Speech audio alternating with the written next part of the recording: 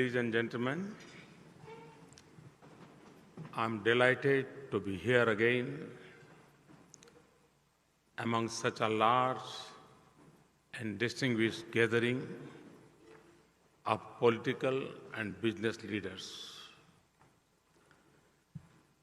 Earlier today, I had the pleasure of meeting President Obama, and we shared our thoughts on a wide range of issues concerning our two nations. Tomorrow, I look forward to addressing the US Congress.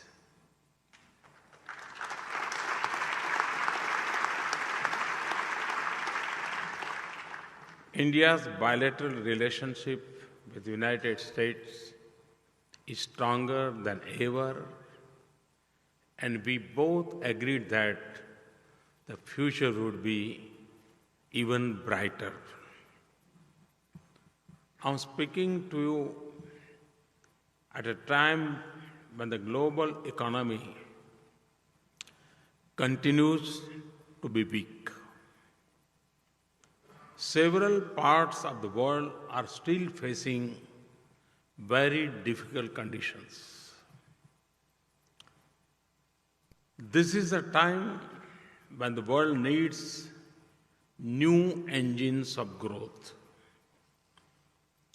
From the point of view of the world's oldest democracy, obviously, it would be nice if the new engines are democratic engines.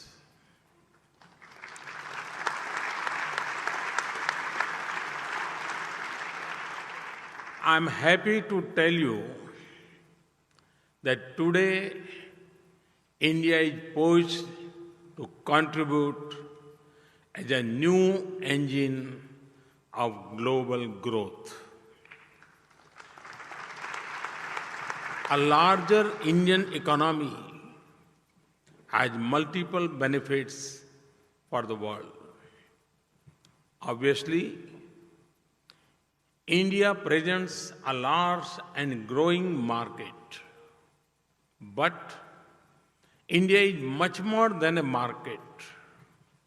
India is a reliable partner, a source of high-quality scientific, engineering, and managerial talent, a crucible of development ideas and experiments, an efficient source of high-quality R&D, and a testimony that democracy and rapid growth can coexist.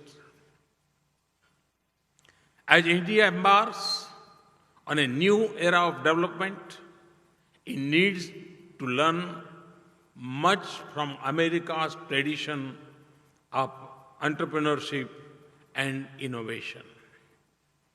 America remains at the forefront of scientific and technological innovation, from air traffic control to air quality improvement, from drugs to drones, from hybrid cars to hydrofracking. Indeed, to me, America is not just a country with a great past, it is a country with an exciting future.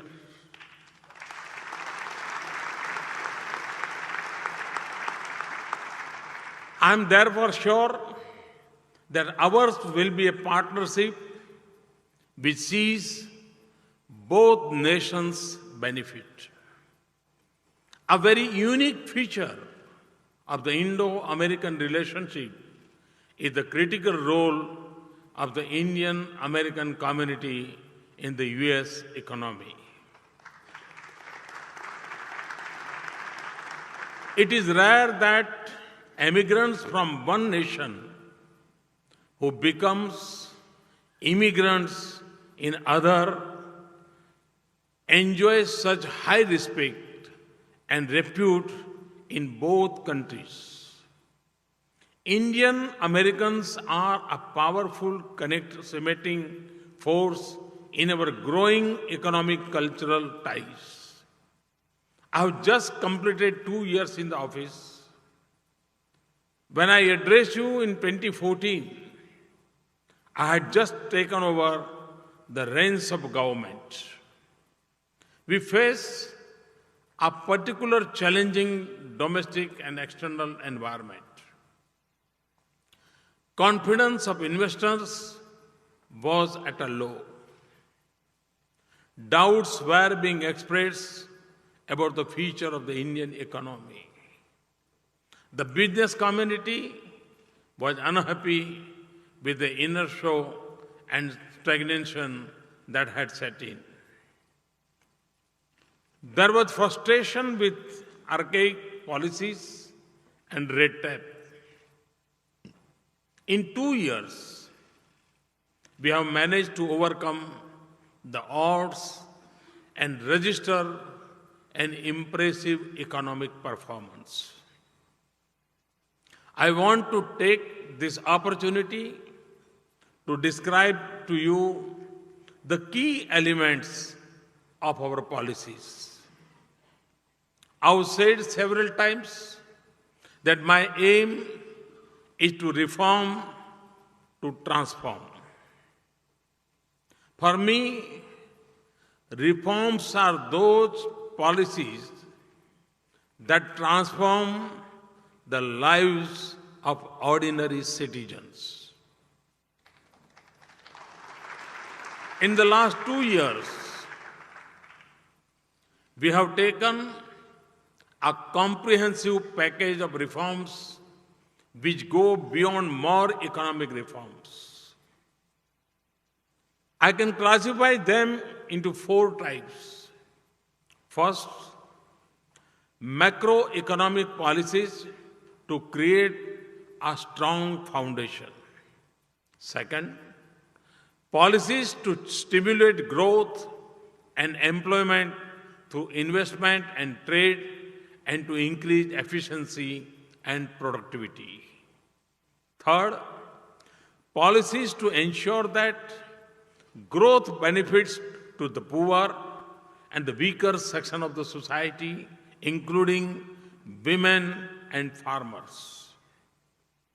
Fourth, a frontal attack on corruption. Let me start with my macroeconomy.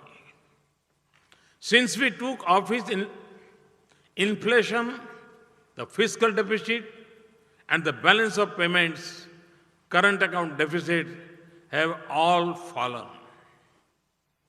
GDP growth, foreign exchange reserves, stock market valuations, and investors' confidence have all increased.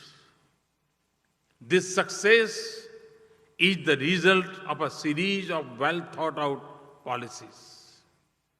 We have legislated a monetary framework with inflation targeting an independent monetary policy committee to curb inflation.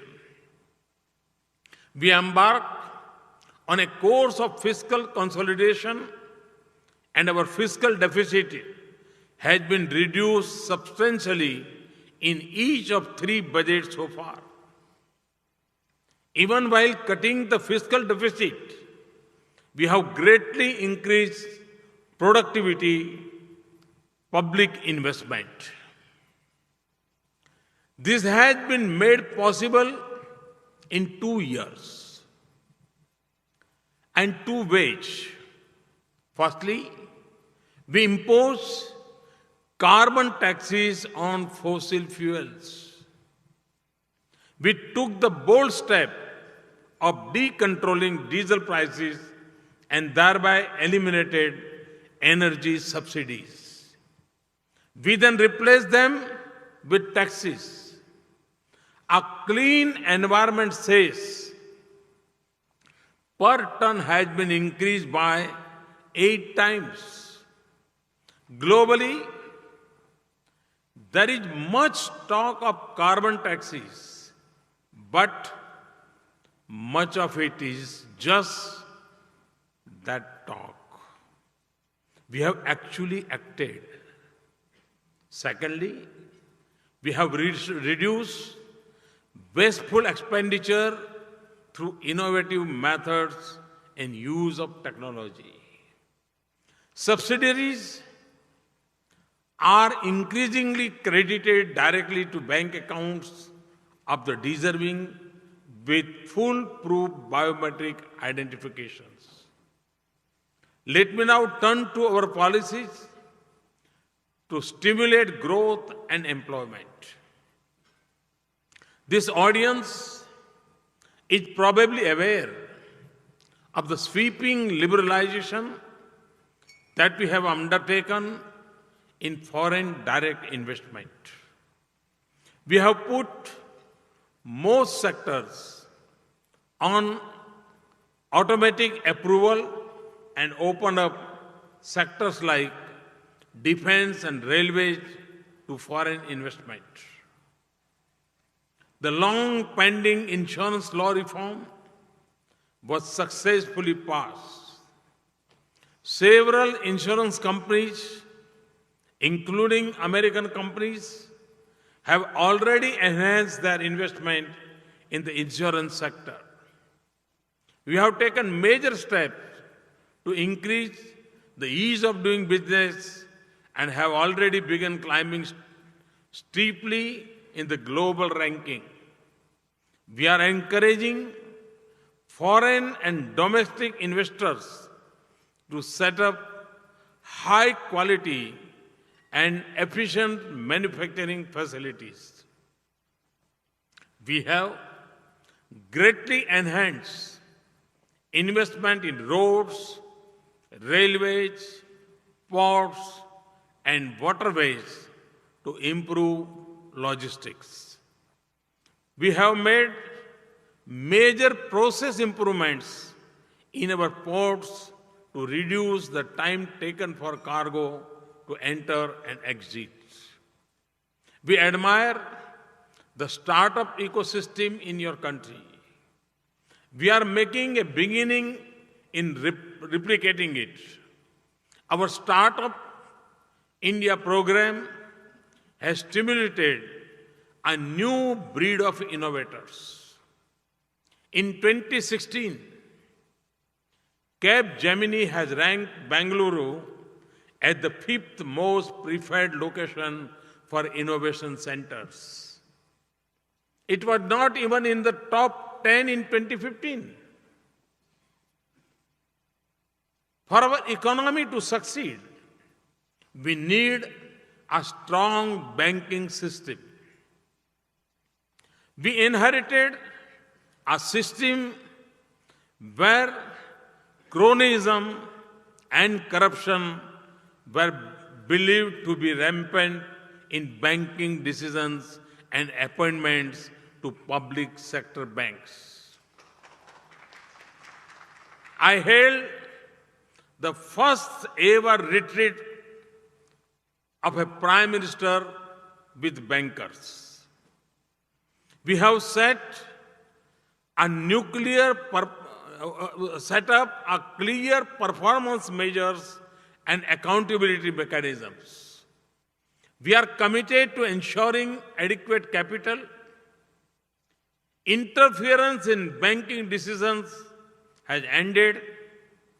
A new process for appointments has been put in place under a bank board bureau.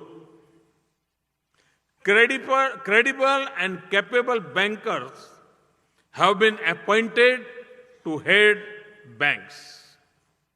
For the first time since banks were nationalized 47 years ago, private sector professionals have been appointed in key position first time. I now turn to our policies to ensure that growth is inclusive. We have brought more than 200 million people into the banking system through the financial inclusion program called Pradhan Mantri Jan Dhan Yojana. This is more than the population of most countries in the world. Now, these millions are part of our banking system, and words like interest rate have a meaning for these poor people. These people have shown that there is a great strength at the bottom of the pyramid. Believe it or not, accounts opened under the Pradhan Mantri Jan Dhan Yojana today have a total balance of almost $6 billion. The Jan Dhan Yojana has also transformed the ability of the poor to make and to receive electronic payments. Every Jan Dhan account holder is eligible for debit cards. India's banks and post offices are also being encouraged to operate mobile ATMs. Mobile ATM is one where cash can be drawn and simple banking tasks done through a handheld device. We have provided a safety net through new social security schemes. We have introduced 3 non-subsidies but low-cost schemes covering accident insurance, life insurance, and pensions. Because of their massive coverage, the premiums are low. There are now over 120 million subscribers. We have paid special attention to gender justice into empowering women. We have a new savings program to help pay for girls' education with a special high rate of interest. To relieve rural women from the health hazards of cooking with firewood, we are giving 50 million new gas connections in poor rural areas. Under our new self-employment financing program called Mudra, Pradhan Mantri Mudra Yojana, over 70% of the beneficiaries are women. More than 27 million new women-headed businesses have been assisted. We have changed our policies to allow women in combat roles in the armed forces. New rules are increasing the representation of women on corporate boards of directors. Agriculture remains India's mainstay in terms of providing livelihood. There was a tendency to deprive farmers of subsidized fertilizer by diverting it for the production of chemicals. A simple but very effective solution is neem coating of fertilizer, which makes it unsuitable for diversion. We have moved towards universal neem coating of urea. It has already saved millions of rupees of diverted farm subsidies and improved fertilizer availability to farmers. It is an example of how simple reforms can be very effective. We have introduced a soil health card nationally, which tells every farmer the condition of his or her soil. It enables the farmers to choose the best crop and right quantity and mix of inputs. The greatly reduced wastage of inputs and increase crop yield besides protecting the soil. By reducing unnecessary chemical inputs. It is also good for health of consumers. 140 million soil health cards will be issued. This brings me to an achievement that I think even our worst critics do not dispute. This is the change in levels of corruption. For many years, economists and other experts have held corruption to be one of the main constraints on the growth of any developing country. We have taken decisive steps to curb corruption. I have already referred to what has been done in public sector banks.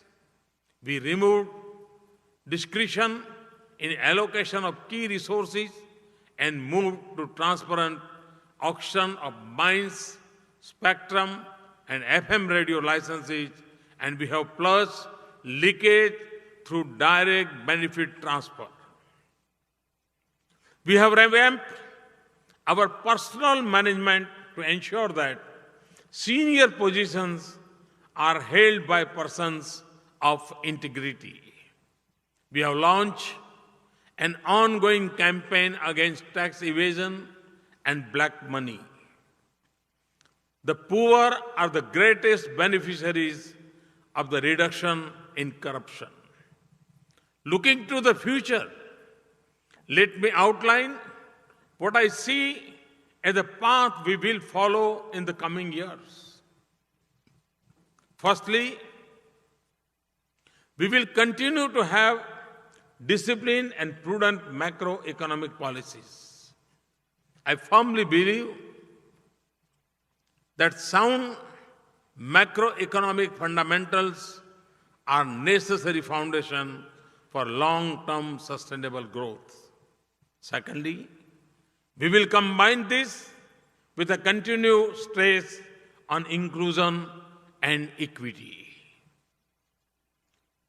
This is to ensure the fruits of development reach not to a few, not to many, but to all Indians. And this will also mean continuing our attack on corruption. Thirdly, we will continue to make progress on improving the investment climate and ease of doing business. We want to make India a destination which not only welcomes business, but where it is easy to do business. We have largely achieved the first by drastically liberalizing our foreign direct investment policies. We have made a good beginning on the second and will continue to make further improvements. We will continue to invest large sums to create a world-class infrastructure. We will continue to strengthen the Make in India initiative. It is not intended for any manufacturing for the domestic market or import substitutes. It is as much about making world-class products and service for the whole globe. That is why, for us, improvements towards free trade are important. It is very important for us that developed countries open their markets not only to goods from countries like India, but also to services. I see this as a win-win proposition for the US and for India. India is the future human resource powerhouse of the world with a young, hard-working population. In my vision, a partnership between American capital and innovation and Indian human resources and entrepreneurship can be very powerful.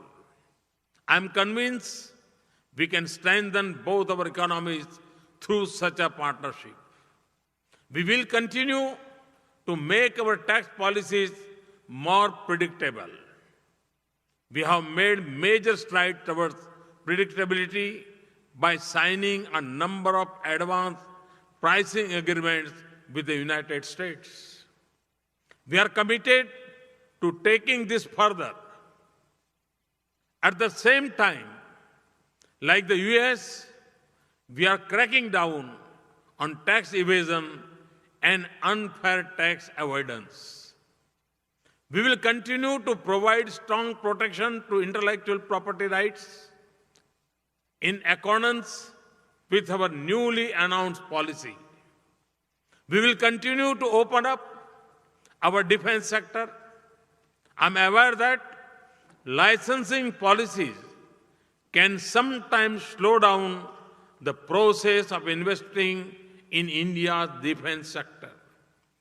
We are exploring a simpler and more efficient project licensing approach for defense. In the field of nuclear energy, we are purchasing 6 nuclear reactors from Westinghouse, which will mark a new era in our nuclear and scientific cooperation.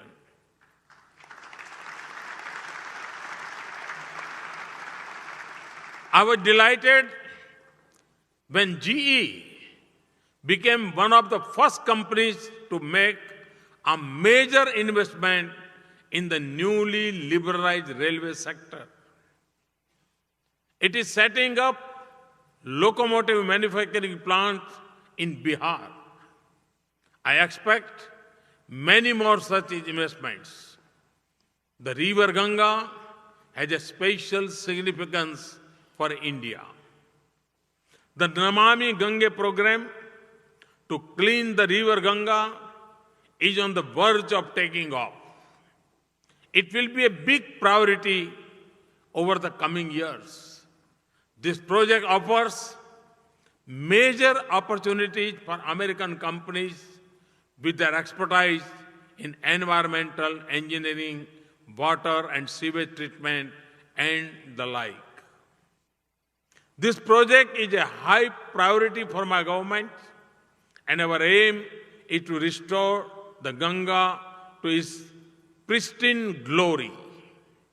Ladies and gentlemen, we have begun our journey towards a transformed India.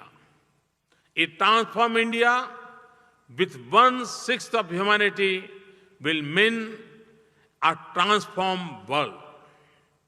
The journey will be long, but the progress we have achieved so far convince me that we will reach our destination. I invite you to join us on this journey. It is a journey which offers the exciting possibility of not only building a better balance sheet of your company, but of building a better India, building a better America, and building a better world. Thank you very much.